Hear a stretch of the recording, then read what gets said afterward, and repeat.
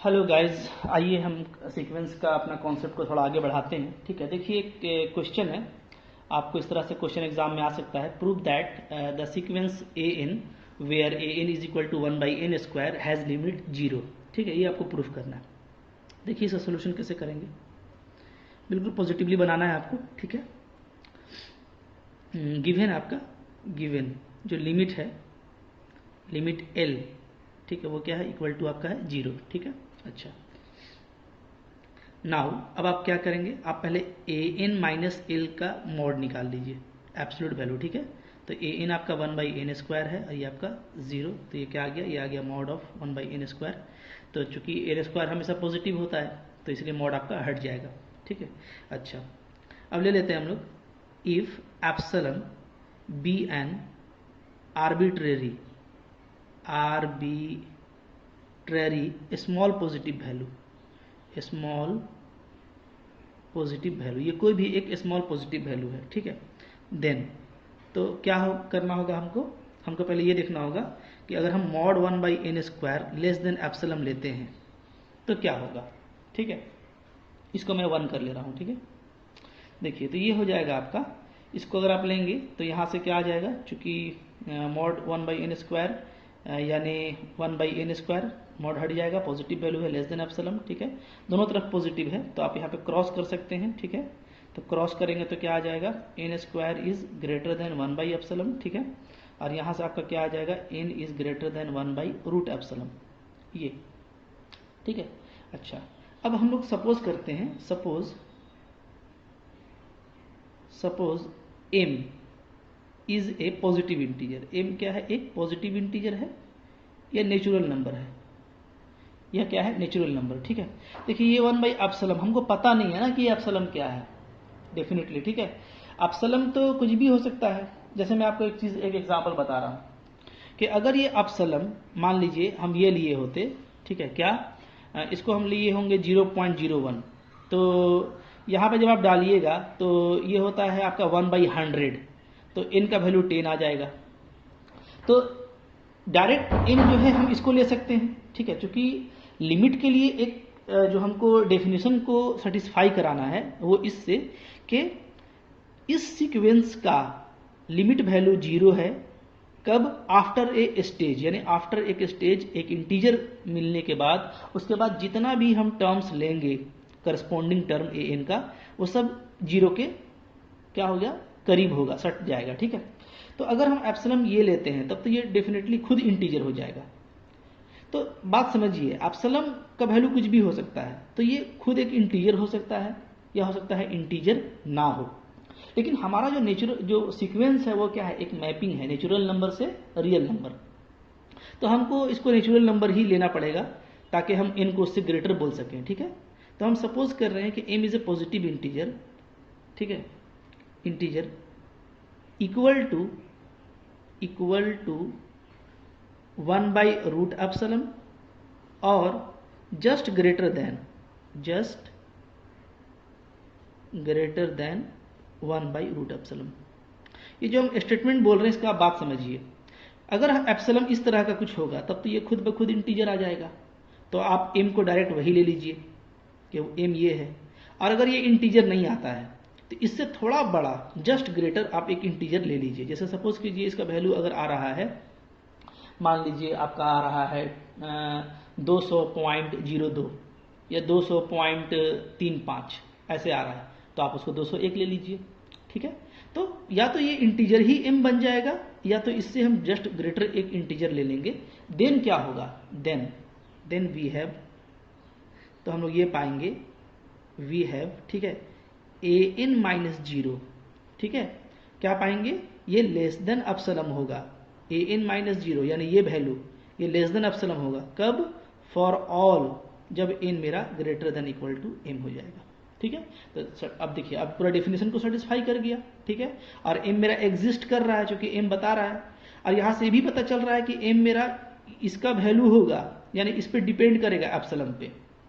ठीक है, तो वेयर m क्या है आपका, m is function of epsilon, epsilon पे डिपेंड करेगा, ये आपका यहाँ से प्रूफ हो रहा है। ठीक है ना, और ये कंफर्म कर रहा है ये डिफिनेशन कि इसका लिमिट क्या है, l है। 10 limit of sequence a N is 0।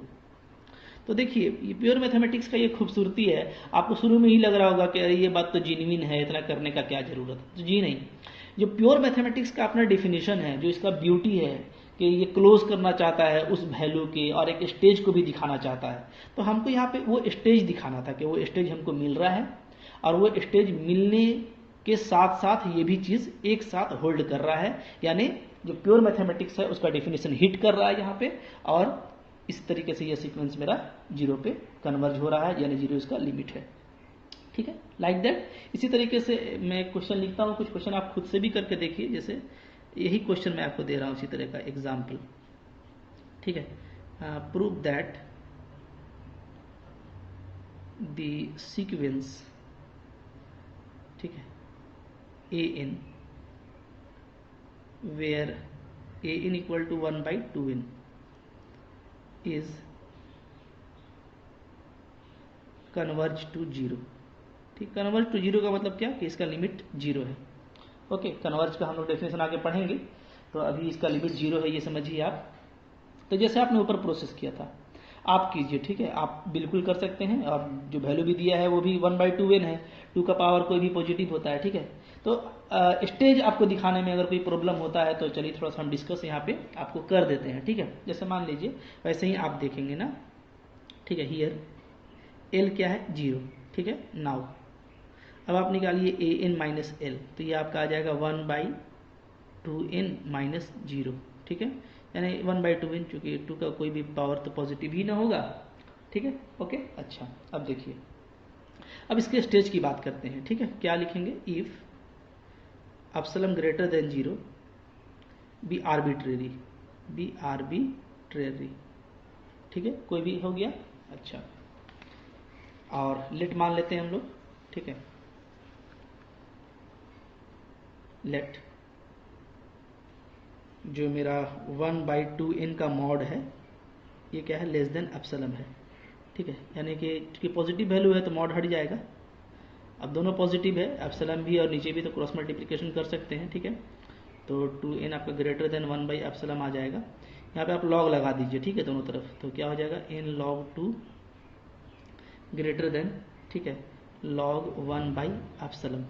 ठीक है, ओके। तो यहाँ से देखिए जो n का वैल्यू है वो क्या आ जा रहा है, ग्रेटर देन आ जा रहा है log 1/एप्सिलॉन बाई log 2। अब आप समझिए आपके पास एक n एग्जिस्ट कर रहा है जो एक वैल्यू से क्या है, ग्रेटर है।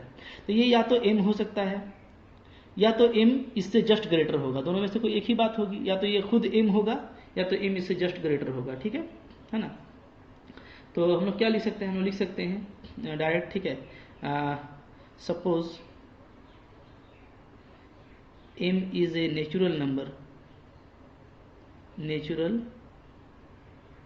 नंबर इक्वल्स और जस्ट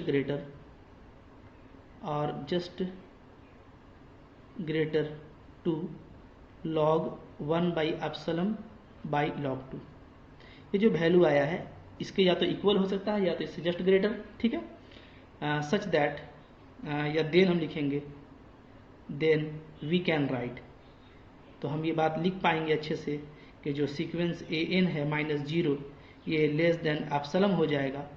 ठीक है, क्योंकि हम एप्सिलॉन से स्मॉलर लिए हैं। ओके, कब, जब मेरा n क्या होगा, greater than equal to m epsilon होगा, क्योंकि ये भी एप्सिलॉन का फंक्शन है, एप्सिलॉन पे डिपेंड कर रहा है। ठीक है, तो 10 आप क्या बोलेंगे कि जो सीक्वेंस ए एन है उसका लिमिट क्या है, 0।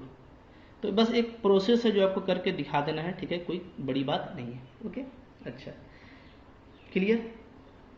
अच्छा, यहाँ पे देखिए एक रिजल्ट भी आपको मिलता है कि जैसे 1/2n था ना, तो ऊपर में अगर कोई कांस्टेंट है और नीचे में फंक्शन ऑफ n है तो उसका हमेशा लिमिट पॉइंट क्या होता है, 0 होता है। ठीक है, तो आई होप आपको ये समझ में आ गया होगा। ठीक है, अब आइए हम लोग एक डेफिनेशन यहाँ पे देख लेते हैं, वो है कन्वर्जेंट सीक्वेंस का डेफिनेशन। ठीक है, चूँकि हमको वो भी पढ़ना है और वो काफ़ी हमारे लिए इम्पॉर्टेंट है। ओके, आइए देखिए क्या है कन्वर्जेंट सीक्वेंस। कन्वर्जेंट सीक्वेंस, ठीक है, कन्वर्जेंट सीक्वेंस क्या होता है। ठीक है, ए sequence an is said to be convergent, ठीक है, इसको हम कन्वर्जेंट बोलेंगे। ओके, तो एक लिमिट पे होगा convergent to a limit L, मान लेते हैं किसी लिमिट एल पे कन्वर्जेंट है, ठीक है। कब? If to epsilon greater than 0, ठीक है, however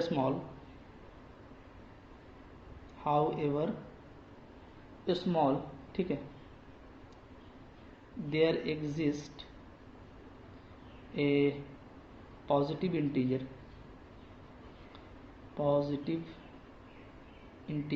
m, okay, such that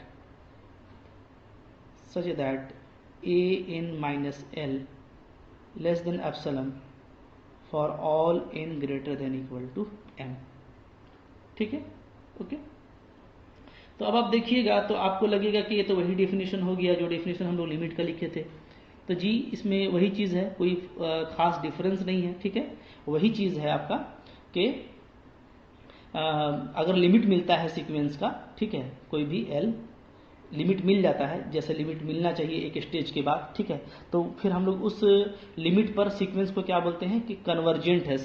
जो मेरा सीक्वेंस है वो वहाँ पे जा करके कन्वर्ज कर जा रहा है, जाके वहाँ पे जम जा रहा है, ठीक है। ओके, तो जैसे कन्वर्जेंट सीक्वेंस है, तो इसी तरीके से आपका सीक्वेंस का और दो जो है डेफिनेशन होगा, एक होगा डाइवर्जेंट सीक्वेंस और एक क्या होगा आपका, एक होगा आपका ऑक्सिलेटरी सीक्वेंस, ठीक है।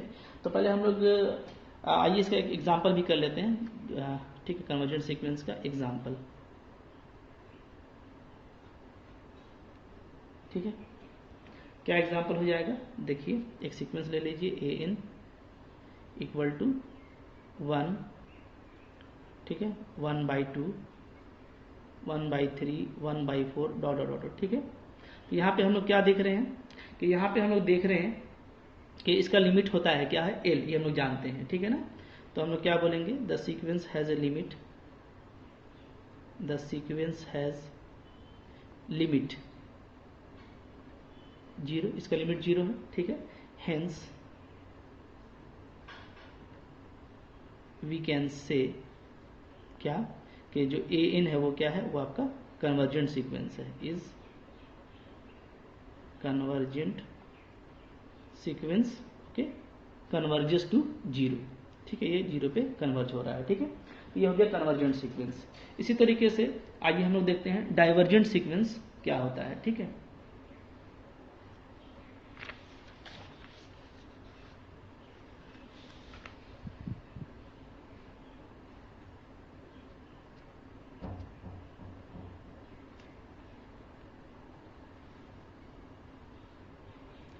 डाइवर्जेंट सीक्वेंस, ओके, ठीक है। देखिए सीक्वेंस का हमको लिमिट मिल रहा था एल, ठीक है।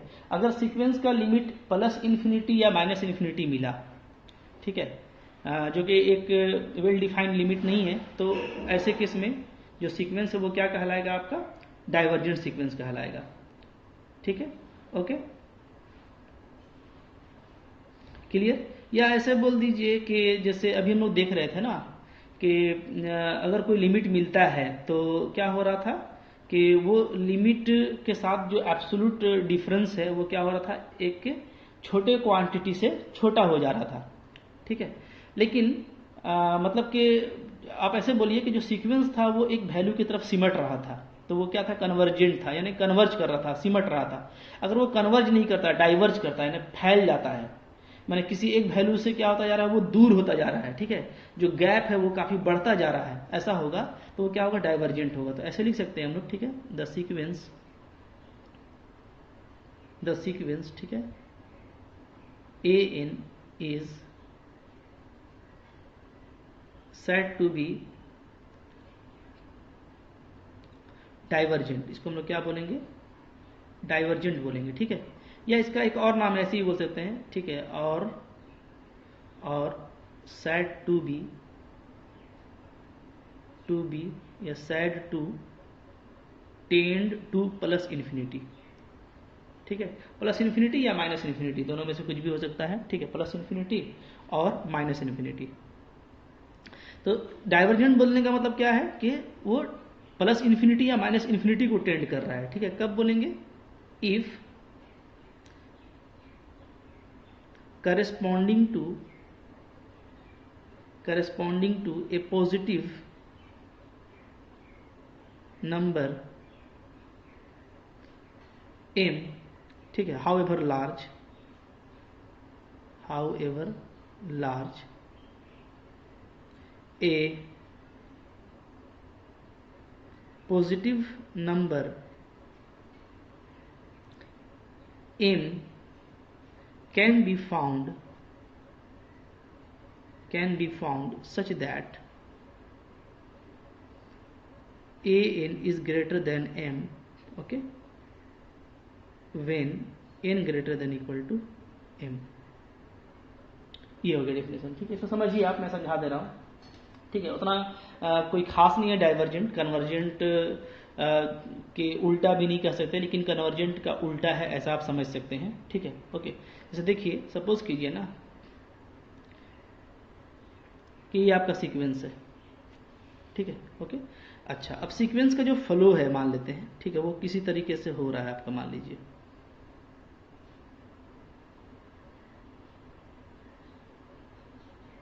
ठीक है। मतलब सीक्वेंस बजाय कन्वर्ज करने के क्या हो रहा है कि कोई इंटीजर हमको मिल रहा है m, n equal to m, एक इंटीजर मिल रहा है, ठीक है। उस इंटीजर के बाद, ठीक है, कोई एक वैल्यू, कोई भी एक वैल्यू फिक्स कर लीजिए, मान लीजिए कि कोई एक वैल्यू है मेरा m, कैपिटल M। तो कैपिटल M से चूंकि हम लोग कंपेयर करेंगे तो कोई ना कोई एक वैल्यू लेंगे, तो कोई एक वैल्यू से कंपेयर करने के लिए हम एक वैल्यू m ले लिए। तो हम क्या देख रहे हैं कि m से जो गैप है वो बढ़ता जा रहा है, देख रहे हैं गैप क्या है, m से बढ़ता जा रहा है। तो वही दिख रहा है कि जो बाद का जो टर्म आएगा ना, तो वो क्या होगा, वैल्यू में m से ग्रेटर होगा, ठीक है। और ये होता चला जाएगा एक स्टेज के बाद। तो सिमटने के बजाय क्या होता जा रहा है, ये फैलता जा रहा है, दूर होता जा रहा है। ये क्या हो रहा है, आपका डाइवर्ज कर रहा है, ठीक है। क्लियर? तो प्लस इन्फिनिटी होगा या माइनस इन्फिनिटी? अच्छा, ये प्लस इन्फिनिटी के लिए ये होगा, ठीक है। और माइनस इन्फिनिटी के लिए क्या हो जाएगा, निगेटिव बोला कर लेंगे, ठीक है। और A N is less than minus m, ऐसे बोल देंगे, ठीक है। When n greater than equal to m, ये कब बोलेंगे, ठीक है, ये बोलेंगे for A N tends to plus infinity, और ये बोलेंगे for A N tends to minus infinity, यानी माइनस इन्फिनिटी में इधर जाएगा, ठीक है। तो कोई एक बड़ा वैल्यू मिलेगा जिसके निगेटिव वैल्यू से क्या होता जाएगा, दूर होता जाएगा, काफ़ी फैलता जाएगा। और जब प्लस इन्फिनिटी को अप्रोच करेगा तो किसी पॉजिटिव वैल्यू से काफ़ी दूर होता जाएगा, ठीक है। तो कन्वर्जेंट जैसे हो जाता है सिमट जाना, किसी एक वैल्यू की किसी लिमिट के पास जाकर के कन्वर्ज कर जाना। तो डाइवर्जेंट क्या होता है, इसमें कोई लिमिट नहीं होगा, बल्कि क्या होगा, ये डाइवर्ज होता जाएगा, बिल्कुल पूरा फैलता जाएगा, ठीक है। क्लियर है? ओके, अच्छा। अब देखिए, ये तो हो गया। अब इसके अलावा होता है आपका एक ऑक्सिलरेटरी सीक्वेंस, है ना, यानी जो ऑक्सीलेट करता रहेगा किसी वैल्यू के इर्द गिर्द, ठीक है। कन्वर्ज भी नहीं होगा वहां पे और डाइवर्ज भी नहीं होगा, बल्कि क्या होता जाएगा, ऑक्सीलेट करता जाएगा, ठीक है। ठीक, और डिफिनेशन देख लेते हैं हम लोग, क्या है वो, ऑक्सीलेटरी सीक्वेंस। ये क्या होता है, ठीक है। तो प्लस इन्फिनिटी पर भी नहीं जाएगा, माइनस इन्फिनिटी पर भी नहीं जाएगा, और क्या होगा, वो कन्वर्जेंट भी नहीं होगा, यानी फाइनाइट लिमिट भी नहीं होगा, ठीक है। तो हम लोग क्या बोलेंगे, हम लोग बोलेंगे, ठीक है, ए सीक्वेंस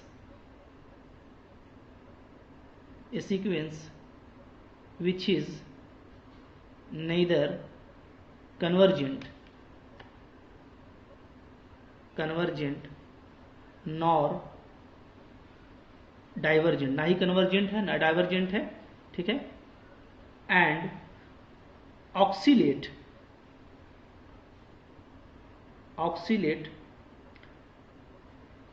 ठीक है, around a value, around a positive number कह सकते हैं, ठीक है, या निगेटिव नंबर भी हो सकता है। तो oxalate around a number m, ठीक है, इज कॉल्ड ऑक्सीलेटरी, ऑक्सीलेटरी, ठीक है, इसको हम क्या बोलेंगे, ऑक्सीलेटरी बोलेंगे। इसको एक और डेफिनेशन में लिख सकते हैं आप, ऐसे लिखिए, ठीक है। और if A sequence an is such that क्या an does not tend to finite limit, ठीक है, nor to positive infinity और negative infinity, ठीक है, it is said to oscillate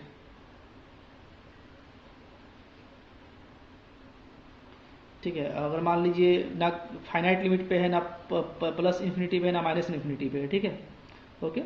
तो क्या बोलेंगे हम लोग, it is said to oscillate when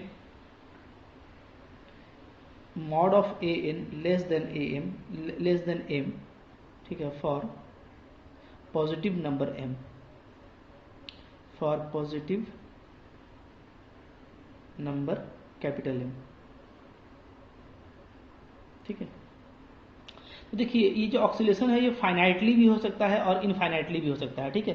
तो अगर किसी फाइनाइट वैल्यू के इर्द गिर्द ये ऑक्सीलेट करेगा तो ये फाइनाइटली कहलाएगा, अदरवाइज क्या कहलाएगा, इनफाइनाइटली कहलाएगा, ठीक है।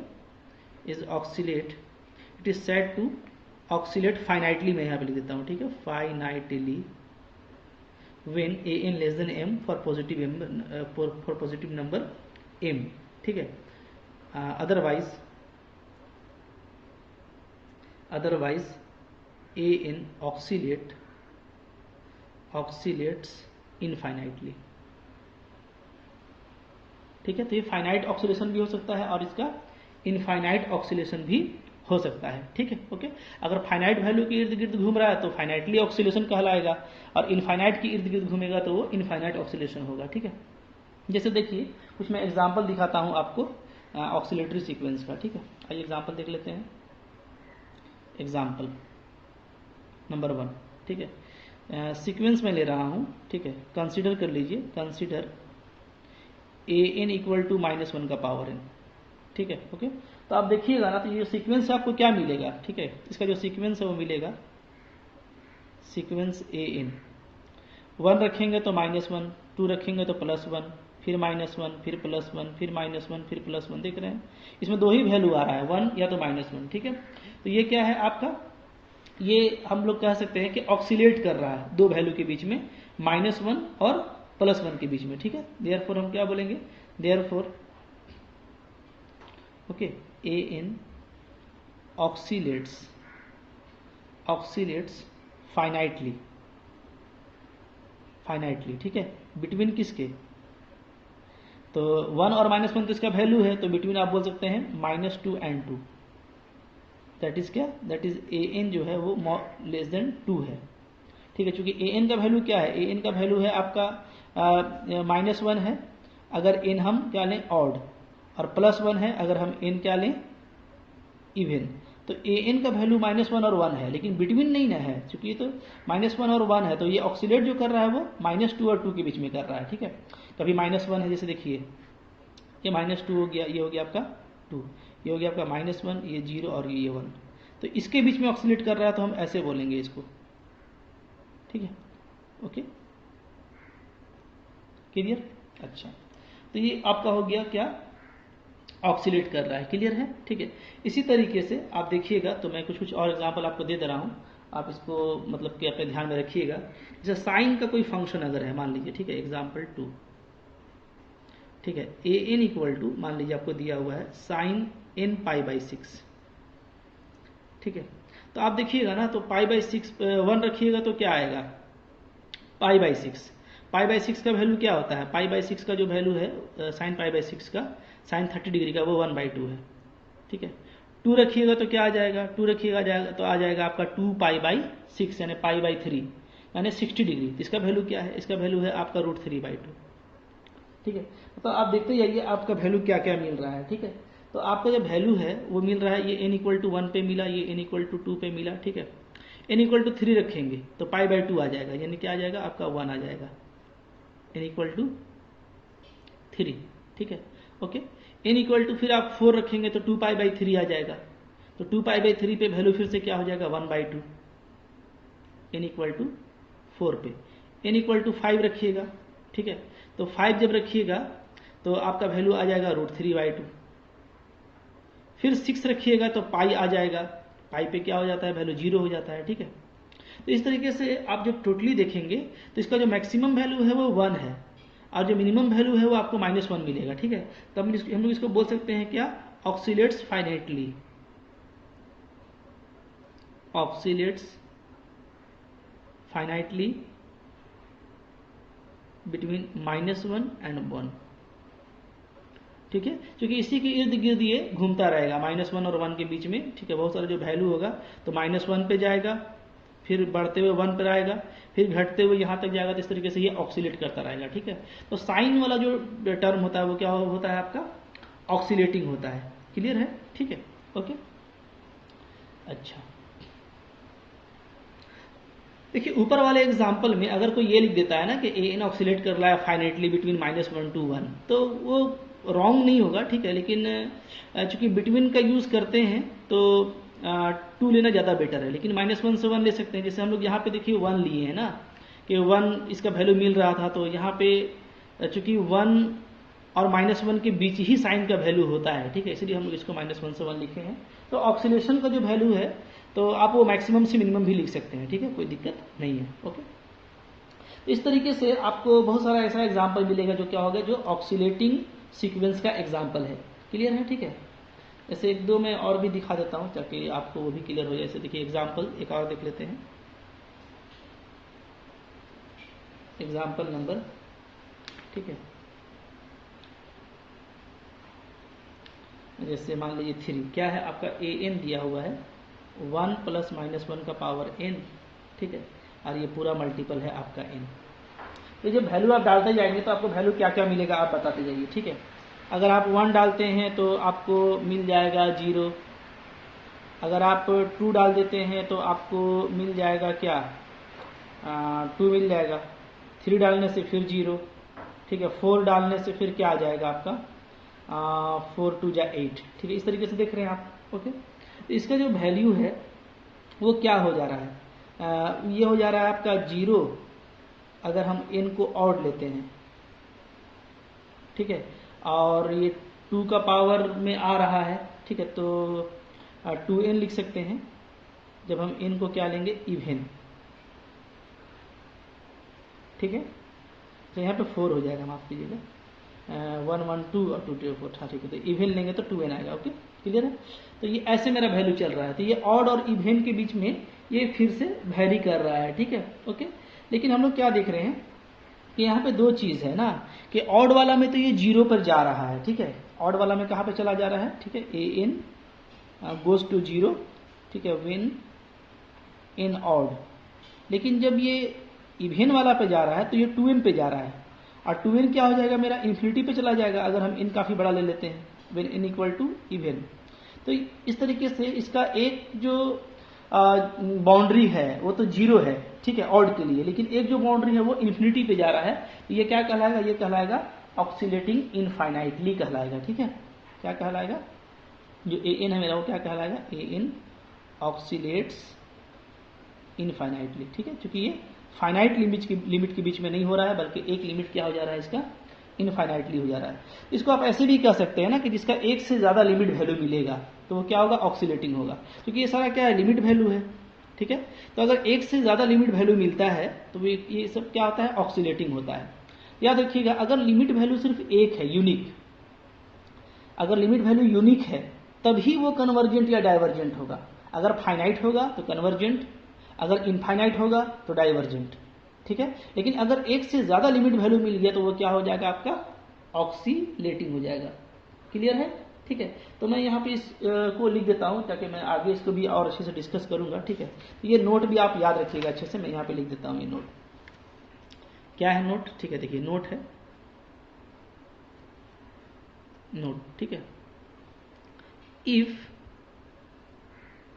Sequence an has limit l, मान लीजिए इसका लिमिट क्या है, l है, ठीक है। अब दो बातें होंगी। नंबर वन, अगर l आपका यूनिक है, if l is unique and finite, और फाइनाइट हो सकता है, ठीक है।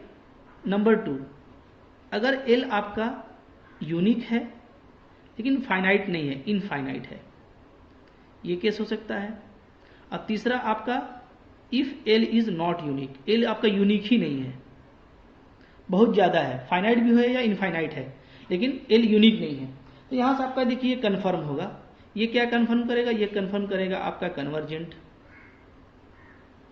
ये आपका कन्फर्म करेगा डाइवर्जेंट,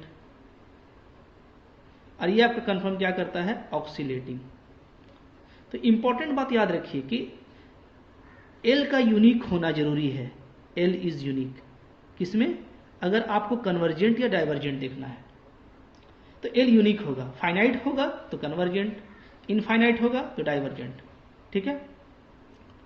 लेकिन अगर वो यूनिक ही नहीं है, एक से ज़्यादा लिमिट मिल रहा है, तो क्या हो जाएगा आपका ऑक्सीलेटिंग, ठीक है। कुछ और भी हम लोग आगे कॉन्सेप्ट कंटिन्यू करेंगे, ओके। इतना आप अच्छे से नोट कर लीजिए, ठीक है, अच्छे से समझ लीजिए, ओके। ये सब आपका एग्जाम में पूछा जाने वाला चीज़ है। Thank you for watching.